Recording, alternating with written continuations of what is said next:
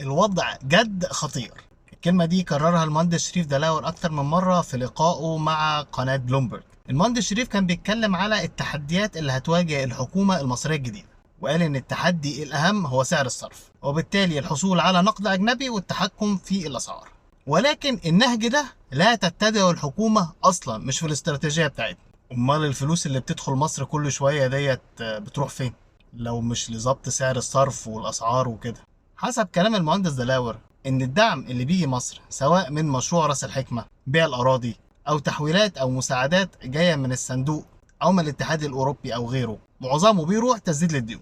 طب ما هو احنا عندنا ديون، هنعمل ايه؟ ما احنا لازم ندفع علشان ما نتخلفش عن الدفع ونقع في مشكلة أكبر. المهندس قال لك احنا حاليا في ظروف استثنائية، ولازم نتفاوض مع الصندوق ومع الجهات المانحة علشان نخفض بعض الديون ونأجلها أو حتى نلغي بعضها، وبالتالي عوائد بيع الأصول تروح لمساندة سعر الصرف. ولكن ده مش بيحصل.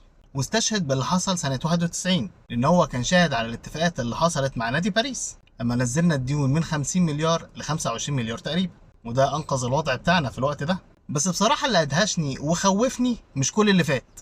احنا دايما بنقول ان الفلوس اللي تدخل مصر دي لازم نبتدي نعمل بيها مشاريع علشان نزود الانتاج، علشان الاقتصاد الحقيقي يبتدي يكبر ونقدر نجيب دولار. وده السؤال اللي سألته له المذيع على فكرة، الا ان رده ان الحلول دي في الوضع اللي احنا فيه تعتبر حلول متوسطة وطويلة الاجل.